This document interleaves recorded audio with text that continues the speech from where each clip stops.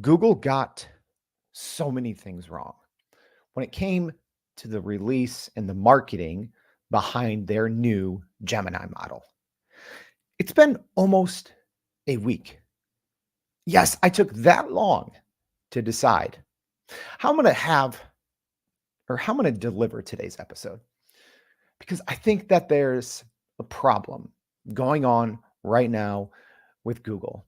And I really want to talk about whether that this new Google Gemini model, its latest large language model, is a ChatGPT killer or just a marketing stunt gone horribly wrong. All right. So we're going to talk about that today on Everyday AI. This is your daily live stream, podcast, and free daily newsletter, helping everyday people like you and me not just learn what's going on in the world of generative AI, because there's a lot, but how we can all actually leverage it, how we can use everything that's going on day to day, these new tools, tips, techniques, and strategies, how we can use them, understand them to help grow our companies, grow our careers. My name's Jordan Wilson. I'm your host, and I want to know your thoughts. What do you think so far of this Google Gemini? Um, have you used it yet inside Google Bard? Do you think Google handled it well? I want to know from you. Today's going to be one of those shows where I ask a lot of questions of our live audience. If you are joining us on the podcast, thank you as always. We appreciate your support. Please follow us, leave us a rating, but also check the show notes. Every single day we leave show notes in there so you can come back here. You can join the conversation going on LinkedIn and other social media. So please, I want to hear from everyone out there because I think today's episode on Google Gemini is extremely important to talk about because it's actually about the bigger picture. It's not just about Google Gemini. It's about the company, Google. It's about the state of large language models. So I do want to hear from you. So before we get started, as we always do, let's talk about what's going on in the world of AI news. So it was only a matter of time, but AI can officially read our minds. Scientists have developed a new groundbreaking technology that can read human thoughts and convert them into text through an EEG cap in an AI model. So this technology was developed by the Graphen X UTS Human-Centric Artificial Intelligence Center at the University of Technology in Sydney, in Australia, and it was recently featured at a prestigious AI conference. That was a mouthful, right? But this system uses an EEG cap to record and decode brain activity and an AI model named DeWave to translate EEG signals into coherent words and sentences. Yes, this is not science fiction. This is real science. But yeah, apparently now, this was just unveiled today. Yeah, AI can read our minds and actually put it into coherent words and sentences. I'm actually happy for this, for those times when I'm thinking about something AI related and can just get it down on paper, right? All right, next piece of news. How prominent are hallucinations in AI models? Well, it's so prominent, the word hallucinate is now officially the dictionary.com word of the day. Or sorry, word of the year. Yeah, word of the year. So hallucinate, if you don't know, it means when an AI model gives you false or inaccurate information. So every single year, dictionary.com toward the end of the year names their word of the day or word of the year. And this year, it's hallucinate, right? It's something we talk about on the Everyday AI show all the time. We've done multiple episodes specifically on how to get large language models to hallucinate less. So if you're like every other person out there and you're worried about hallucinations, make sure to go to youreverydayai.com, search the word hallucination or hallucinate, and you'll find so many different episodes that will help you.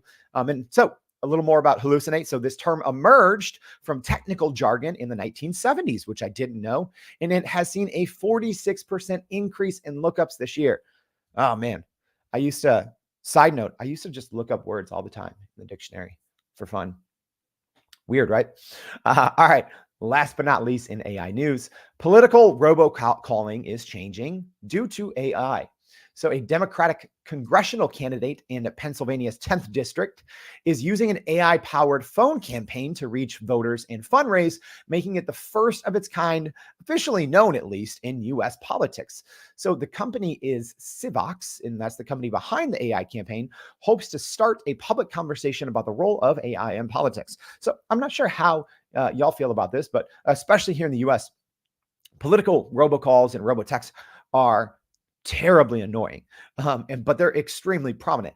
Especially when we get into that election season with an election now about less than 11 months away here in the U.S. So expect, if you haven't started getting calls from actual AIs that you can talk back and forth with, unfortunately, I think you're going to have to expect that soon.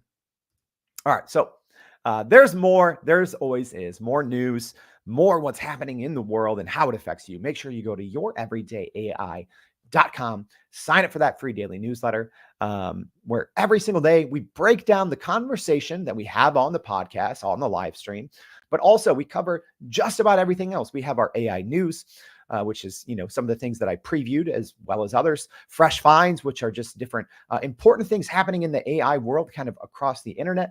And we have a whole lot more, as well as previewing other shows that we have coming up on Everyday AI. All right, big wind up this morning. If you're joining us, let me know. I want to know from you. How hot should this hot take be? Should this Hot Take Tuesday be when I'm talking about Google Gemini? Let me know if you're joining us live. Should I take it easy on them? Should I tell how it really is, or should I just burn all the bridges? Should I just go full hot take mode and make Google never want to talk to the Everyday AI show? Let me know. I want to know from you. And thank you, everyone, for joining us as always. Mike joining us. Good morning. Woozy and Tara joining us as well. Thank you all. Mike joining us, Liz, so many people. Thank you. But let me know, what are your thoughts so far on Google Gemini? I'm going to get into it. But I always want to hear from our audience. So what are your thoughts? What are your questions? I love this from Douglas saying, quick DeWave. What am I thinking now? Yes, that AI brain model. If I could get it live as well, that would be fun. All right, but let's talk a little bit. And so far, the votes are in. It's a lot of flame emojis. People want full heat. Full heat. All right. Well, Cecilia says never burn your bridges, but everyone else is giving me like 50 flame emojis. So I'm gonna have to go with the majority of people here. So all right, we're going full hot take. But let's talk high level overview. Let's talk high level overview on Google Gemini, what this is, what it means. So yes, I've waited almost a full week. So they announced this let's see, it's been 6 days. Today's day 7. So about a week ago, Google announced Gemini. So here's the overview, right? So Google Bard has been using the Palm 2 large language model. So Google is replacing that with a much more sophisticated and a much better model in Gemini. All right. So Palm is out, Gemini is in. So there's essentially 3 flavors of Gemini. So you have Ultra, Pro, and Nano. All right. So Ultra is essentially the largest use cases. Pro is kind of like the day-to-day use cases. And Nano is a much smaller version of the model that you can actually fit on a physical device. So Google is going to be putting it in their hardware. So let's start off with the good things. That's awesome. Right. I love seeing smaller, more capable models that don't even necessarily need to be connected to the internet and can run locally on a device. That is one of the big pieces of the future of large language models. So let's start with the good, right? Before I just start, busting out the flamethrower, let's start with the good. Also, it is the first true multimodal based model. Okay. So what that means is, when you think of GPT, the model from OpenAI, it is multimodal. So being able to input not just text, but images and audio. And then on the output, being able to receive, kind of multiple medias. So, being able to input and output text, photo, audio. But GPT was built as a text model first, and then kind of these multimodal functionalities were built on top of it, so to speak. So Gemini is, at least according to all reporting and everything that I can see, the first true multimodal first model. So that's a big step in the correct direction on generative AI and large language models being the future of how we work, right? So another good thing is obviously built-in integration with Google services, all right? And then, like we talked about, the ability to run on physical devices. So what most people do know is Ultra is not out yet, right? So that's what everyone's talking about, this ultra mode, inside Google Gemini. But if you go on to Bard right now, it is actually the pro mode. So more on that later, but keep that in mind. Google launch with kind of giving people access inside of Google Bard to this middle tier mode. That's extremely important. It's extremely important. All right. So now, as I sip my good morning coffee, let me know, are y'all drinking coffee when we go over this? Are you walking the dog? Are you on the treadmill? Let me know. Getting caffeinated up because I saw a lot of people wanting the hot takes. All right. So let's talk about this.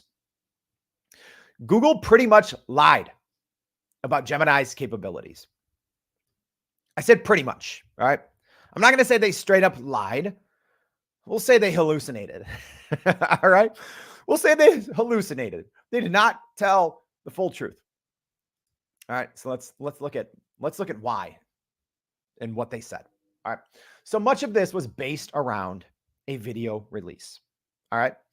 And everyone everywhere, if you care about generative AI, if you're on Twitter, if you're on LinkedIn, if you follow AI news, you saw this video. Okay. So Google released a short video, and it was essentially showed a person interacting with Gemini in real time, right? And I have some screenshots of it that I'll show you here in a second. But essentially, it was someone on the left side interacting, and there was an overhead video with different objects asking questions and talking to the Gemini model. And Gemini was seeing what was going on the screen and interacting in real time. All right.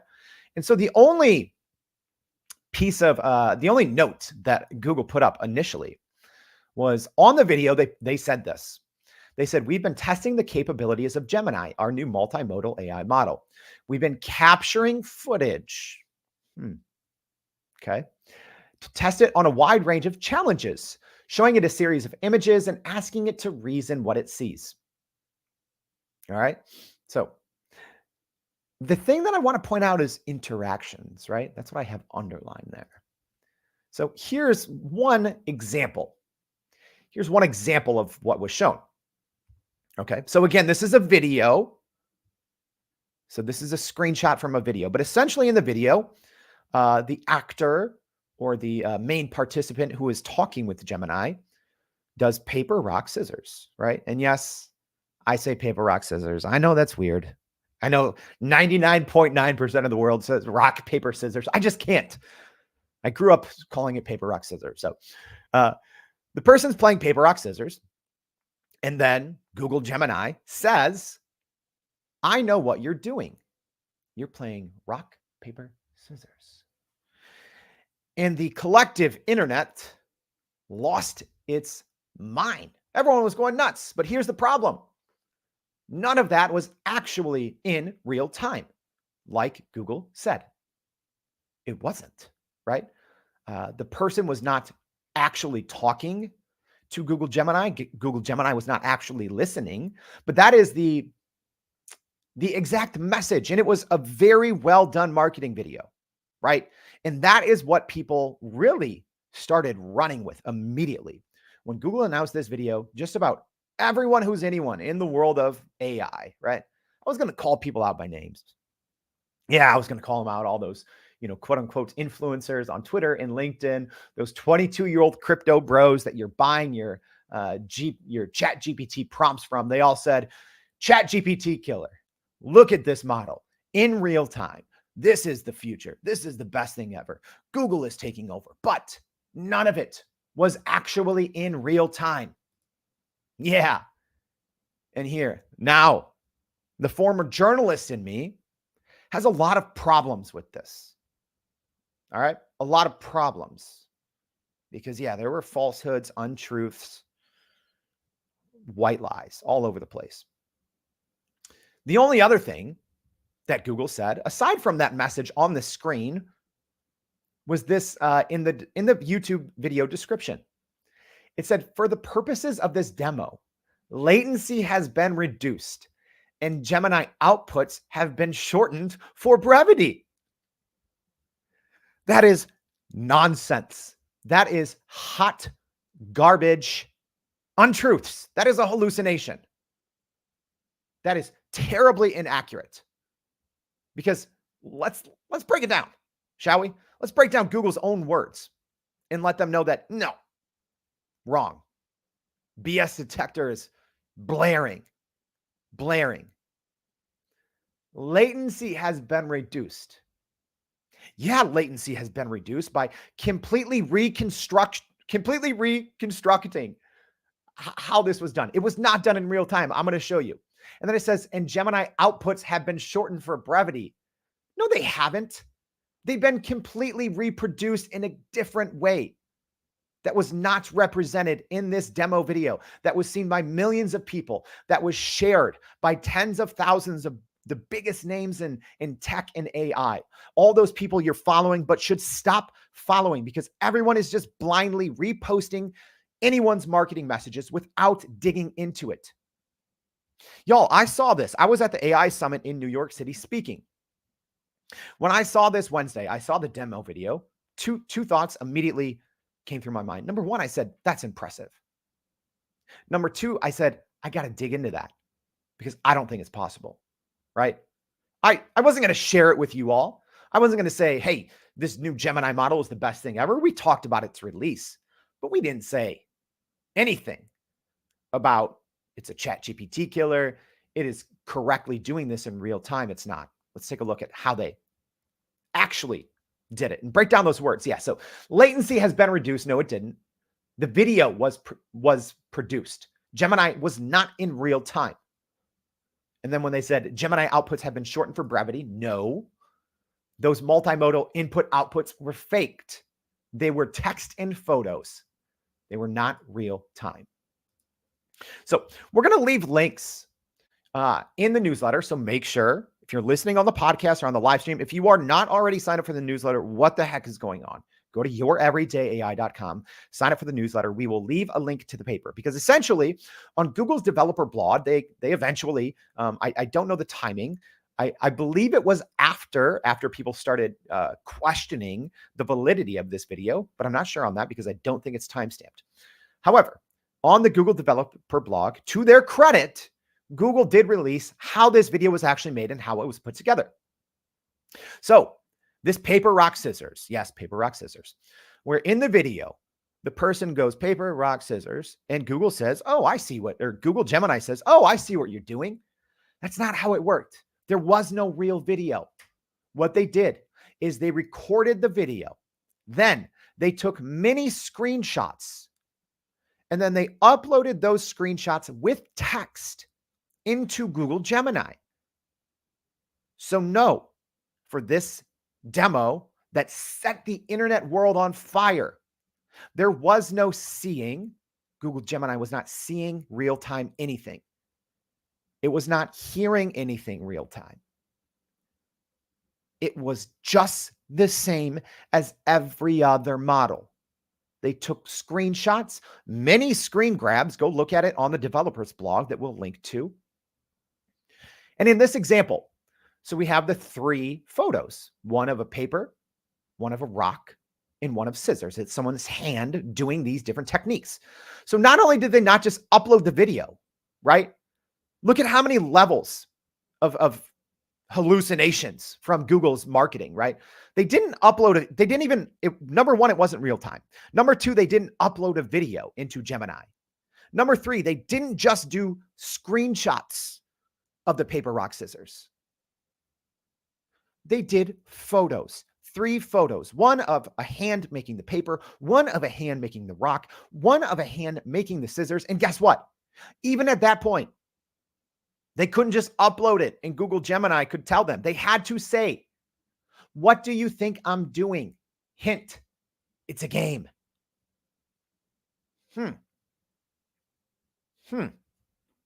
What do y'all think? Is Google's pants on fire? Did they lie? Did they hallucinate? Is this marketing? What I would like to say is it's not truthful. It is so far from the truth. Jerry says, don't hold back. More flame emojis. All right. All right, Jerry. Yeah. Mike says the hot takes are scorching. All right. Well, we'll keep it going then. We'll keep it going. But let's keep investigating. And let me tell everyone this.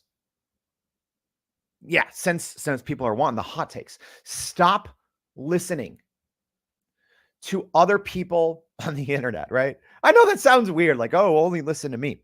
I'm a former journalist. When a company tells me something, I never just talk about it on the Everyday AI show. I never put it blindly in the newsletter where thousands of people are reading and trusting what we're putting out there is true. If your mother says she loves you, get it in writing. Y'all, I was an award-winning journalist. When I see this kind of stuff, I know it is hot marketing garbage. And I'm never going to go on and just trumpet what all these other crypto bros are doing to get you to sign up for their newsletter so they can sell you some crap AI products that are going to go out of business anyways. That's not me. That's not Everyday AI. If you're listening, if you're watching, if you're reading our newsletter, we are giving you the truth. All right? And this was not the truth. From Google, it was not the truth. So, yeah. In other words, the entire premise of the video was faked. Okay? It's not like Google was announcing, new features on a camera, or Google was announcing, some new Gmail feature. No, the whole premise of this video and the whole secret sauce, or the whole USP, the unique selling proposition of this new Gemini model, was the multimodality, right? Was the fact that presumably Gemini could see and hear and talk in real time. And guess what? It was no better or no different than what we can already do with other models. And eventually, when people caught on days later, Google got scorched, rightfully so. You see these articles, says Google's Gemini marketing trick. An article from CNBC, Google faces controversy over edited Gemini AI demo video. Yes. But the initial reaction was Google's stock shot up through the roof. And now, since that happened, and since people realize, yeah, Google, you faked this, this wasn't truthful, their stock has been going down, and I think it should continue to go down. But also, I'm curious, for our live stream audience, did you believe the video? 99% of people did. I'm a skeptic. I'm a little bit cynical at times. The old journalist in me just didn't believe a single thing. But I think most people, even very smart people that I trust, were duped. And Google has been getting dragged through the mud ever since. Now, you thought the takes were hot before. Here we go. Whew. I'm settling in my seat because the takes are going to get even hotter. Here's the thing, Google. Why would you put out a video like this? Did you really think that no one was going to notice? Did you think that no one was going to dig in? Did you think that no one was going to explore how this seemingly revolutionary, that piece of technology, y'all, if it worked like that live and in real time, that is not only bigger than ChatGPT, that's one of the biggest technological innovations since the smartphone. But it wasn't true. Here's the thing. No one's talking about this. You can do the exact same thing in ChatGPT. I literally took the exact same prompt in the same pictures. And obviously, I uploaded the same thing. I said, what do you think? The same photo inside of ChatGPT, inside of their multimodal GPT-4. I uploaded the photo. I said, what do you think I'm doing? Hint, it's a game. The exact same thing that Google did. It wasn't a video. They uploaded a screen. They uploaded photos and text. My gosh, this is embarrassing for them. But guess what? GPT-4 did it just fine, obviously. So here's my other bone to pick, right? Because right now we talked about the three models, Ultra, Pro, and Nano. Right now, Google Bard has the Gemini Pro model, which is not very good, right? So we are comparing, even in these screenshots, we are comparing this Ultra model that's not even out yet. It will reportedly be available sometime in 2024. So we are comparing an unknown model that no one out there can test or use to GPT-4, which is already out there. So guess what? We could have recreated, in theory, recreated this entire thing in GPT-4 that's already out. And I'm showing you an example of it. Huge fail from Google marketing. Huge fail. But that might not be the most concerning part, right? The fact that, hey, it actually wasn't live. Hey, we actually just took a bunch of screenshots and had to do a lot of prompting inside Gemini to get this to work correctly. And then we took those responses and narrated them back. Oh my gosh. So deceitful. But that might not be the most concerning part because like I talked about, the public perception was already set by the time 3 days later that people realized, wait, this isn't how it worked. It wasn't real time, right? Because every single person out there, every little influencer on Twitter trying to get you to buy something crappy from them, every single news outlet just blindly said, Gemini more powerful than GPT-4. And, everyone on Twitter essentially put the same thing out there. Here is the ChatGPT killer. No, Gemini was not a ChatGPT killer. They were promoting a model that none of us can see, use, or benchmark. All right. So here's the problem. Yeah. Like Douglas said, I thought it was an impressive video, but we need to see it, touch it, feel it before we can believe it. Absolutely. The truth is important, like Brian is saying. Cecilia brings up a great point. She said, did Google lie or did we all assume, and you know what that makes out of you and me? Yeah. I think it was both, Cecilia. I think the majority of people just assumed and took, their spoon-fed information from big Google and just reposted it to try to get people to sign up for whatever crappy product or service that they're offering ultimately in the end. But I think also, yes, Google faked it. Google represented that this was happening live and in real time. And not only did they misrepresent it, but even their language, right? When they said, hey, these are interactions. Those weren't interactions. Those were not interactions, right? And when they said it's been edited for brevity, no, it wasn't. No, it wasn't. It was just screenshots. It was completely reproduced and reconstructed from scratch. None of those live interactions actually happened. Like I said, that's why I said probably lied in parentheses, but they faked it. This was full-blown big tech hallucinations. Bad. It was bad. So the problems. So Gemini Ultra, which was quote unquote better than ChatGPT, isn't even out yet. Okay. Gemini Pro, which we're going to get to in a second, from a benchmarks perspective. So what we can all go use right now. Yeah, you can go use Gemini inside Google Bard. Like I said, they swapped out the Palm 2 model for Gemini Pro. It is in line with GPT 3.5. Okay. The benchmarks were not favorable. So the combination of those things, number one, the best model you can't use. Number two, the model you can use is testing like GPT 3.5. And number three, the benchmarks were not favorable. Let me ask Google, why did you release this now? This was a huge, huge failure, releasing this now. Not just the way that you released it, but the timing of it all. Because actually, about 4 days before this announcement, there was all this reporting that was saying that the Gemini model was getting delayed until 2024, right? So I'm guessing it might have been a, shareholder response. Hey, we need to get something out there. Initially this was supposed to be a live event, and instead it just got released through a press release and a YouTube video. So obviously there's a lot of things going on behind the scenes that you and I don't have access to. However, anyone can see now that this release was disastrous.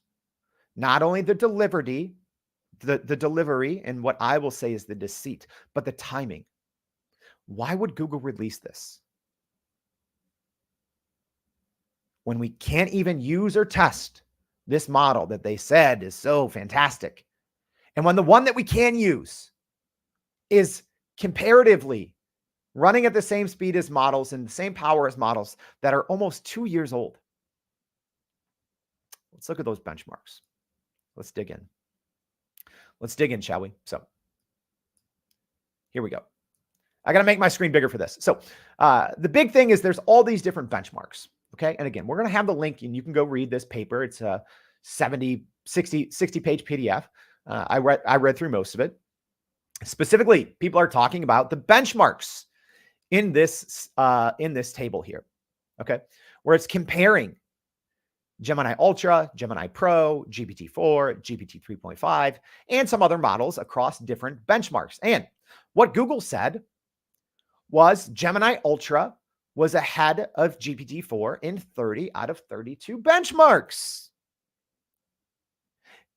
Is that the truth? No.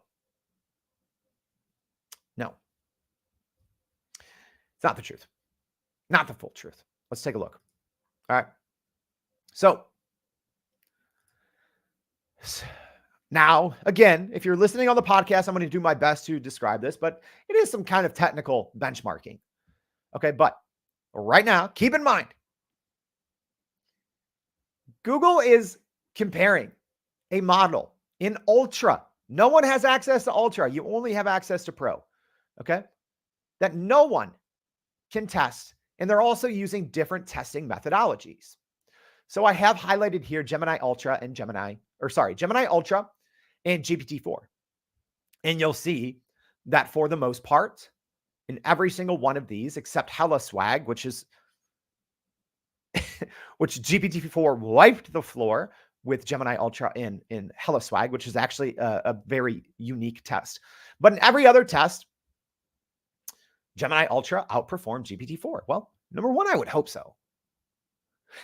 I would hope that an unreleased model would outperform the model that's already been in production for almost a year. Gosh, I would hope. How embarrassing would that be? Okay. But look in the details, y'all. Look in the details. I know it's kind of hard to see. So let's look at this test, which is GSM 8K, which is grade school math. All right. The difference is the Gemini Ultra went through a 32 shot. And the same thing with the MMLU, which we're going to talk about here in a second. It went through a chain of thought 32 shot. So without getting too technical and too into the weeds, chain of thought is a methodology of prompting that makes it much easier or much more increases the likelihood of a model getting it correctly. So a 32 attempt chain of thought, that's what they are comparing to the GPT, where they're also looking at the 5 shot. Okay. So they're kind of cherry picking, right? So when you look at the GSM 8K, which is grade school math, it's a test. All of these are different tests and benchmarks that you can see how well, and you can see definitively how models perform against each other. So you can say, oh, this one's best at A, B, and C. This one's best at D, E, and F, right? But when you even look at the GSM 8K, Gemini Ultra did a 32 shot. And GPT-4 did a 5 shot. So you're comparing apples and orange slices here, Google, and no one else can run these tests to confirm them. Let's keep looking. Because here's the real story that no one is talking about. What we can all use right now, which is Gemini Pro.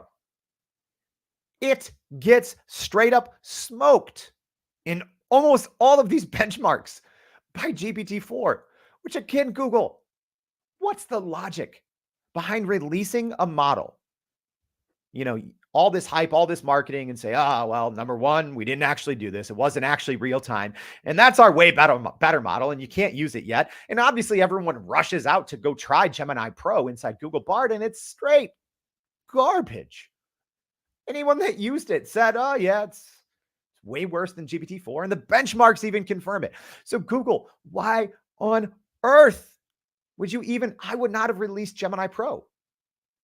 Number one, I wouldn't have done this announcement at all. It was botched on every level. Number two, if you're going to do this, don't put Gemini Pro out there at all. Again, I know there's a lot of things that are above my pay grade and I don't understand, but if you put out and you release something and people go out and all they can use is Pro, number one, the average consumer is not going to know the difference. I'm not the average consumer. Most of the people listening to the show aren't. But the average person, they saw this on social media and they go into their Google Bard and they start using it and they see it's still hot garbage.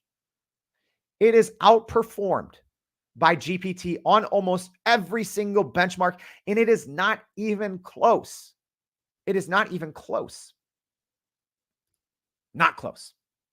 All right. And here's something that no one else is talking about. So MMLU testing, that is a massive multitask language understanding. So this is a newer and what a lot of people who are smarter than me call the gold standard for evaluating large language models. So it's essentially, think of it as like an SAT, right? It's not that simple, but this is kind of a standardized test to see how well different models can do in this massive multitask language understanding. Okay. So even when we look at Gemini Ultra, okay, the model that's not out yet.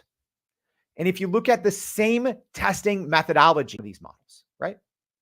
So y'all, when you're comparing average use case across the quote unquote gold standard of large language model testing, Gemini Ultra scored an 83.7% on this MMLU, whereas GPT-4 scored a much higher score at 86.4%. Again,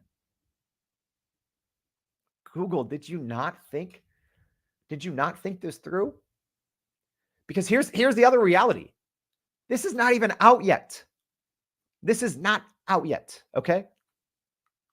So by the time it comes out, whether it's first quarter of 2024, second quarter, how long until OpenAI releases GPT-5, right?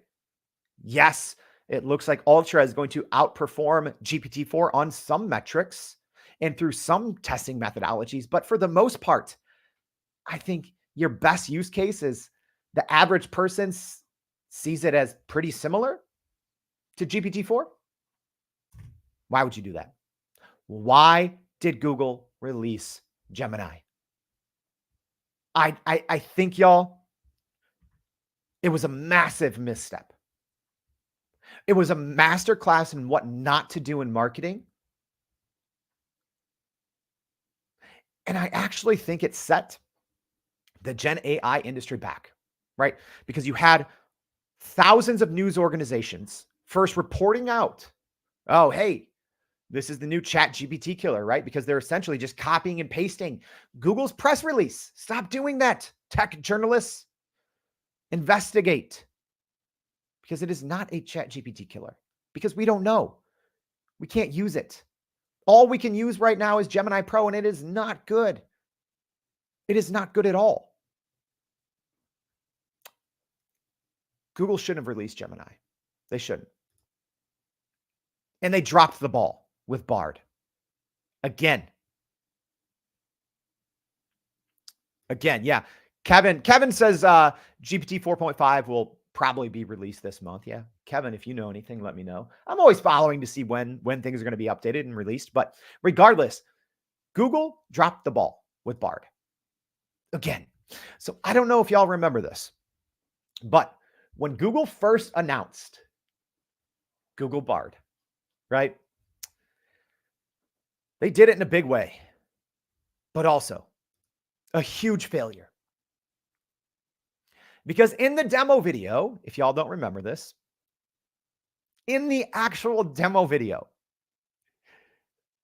that they showed that millions and millions of people ended up seeing.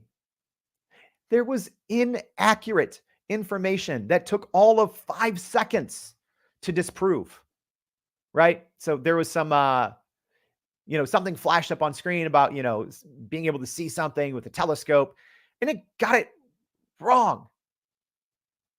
And Google didn't even realize until after the fact.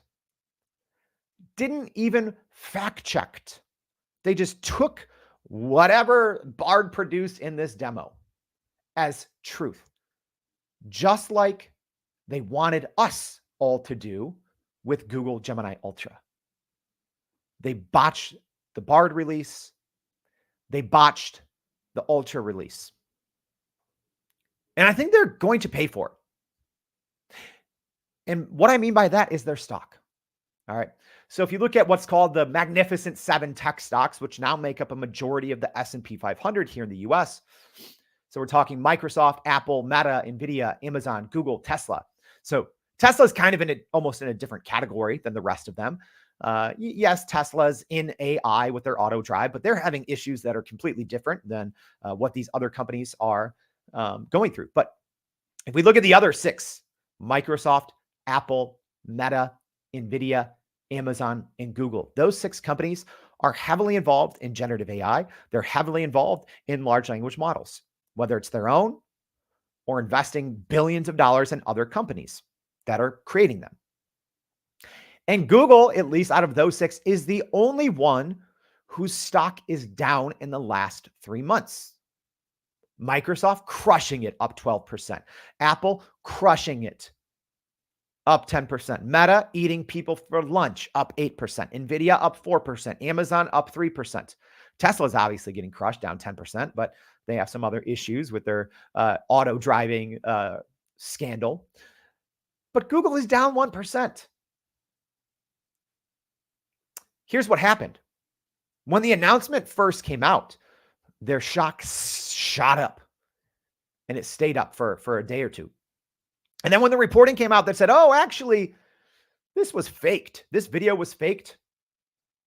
Their stock has continued to go down, and I think it will continue to go down as more and more people talk about this, as more and more people report about this, and as you look at the big picture, that Google had months to get this right.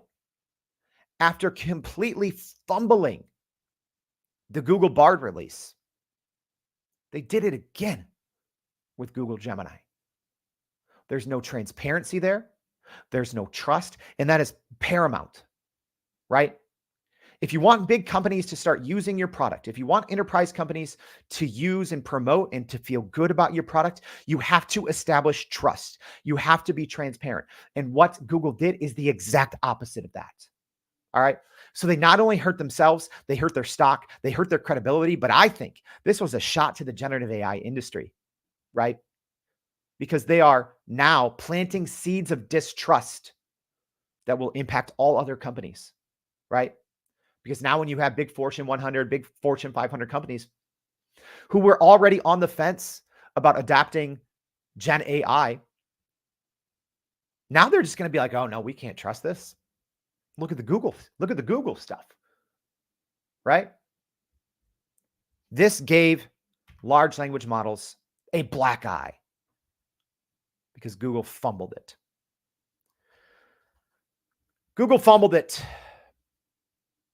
Hey, thank you for the support, Michael. He says, I'm a force to be reckoned with. You know what? I think my background sets me up to do this, right? I've been a tech geek my whole life. I have a digital strategy company. We've been using different generative AI tools with our clients for 4 years. We've been using the GPT technology since it was publicly released. In what was that? Copy AI was the first third-party service to offer it back in 2020. So we've been using the GPT technology now for almost 3 years for ourselves, for our clients. So I'm not new to this, right? I'm not an expert, but I'm not new. But y'all, you have to investigate. When a company says, oh, look at this great new thing, don't just repost it. Don't just copy and paste and say, oh, they're a ChatGPT killer. No. Take your time. and investigate. All right.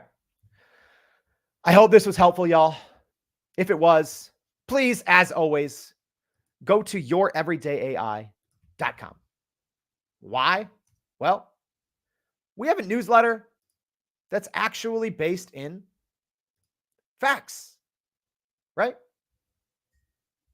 We're not like everyone else. We don't just, take whatever big tech company says and give it to you. We investigate everything. We talk to the experts. We ask them the hard questions, because if you are going to grow your company, grow your career with generative AI, you have to actually know the truth. You have to actually know how to use it. All right. So please, if you haven't already, go to youreverydayai.com, sign up for that free daily newsletter, hit us back, right? I answer all messages. It does take me a while, especially the LinkedIn DMs, but drop me an email. I try to respond to every single message. Whatever your question is, I try to respond. We try to point you in the right direction. We are here to help you learn and leverage generative AI to grow your company and to grow your career. If this was helpful, please share this episode with a friend. Leave us a rating, but also share this episode with a friend. So if you're on social media, hit that repost, share, whatever button is on social media. I don't know. But also, if you're listening on the podcast, if this was helpful, please share it with a friend. And I hope to see you back tomorrow and every day for more Everyday AI. Thanks, y'all.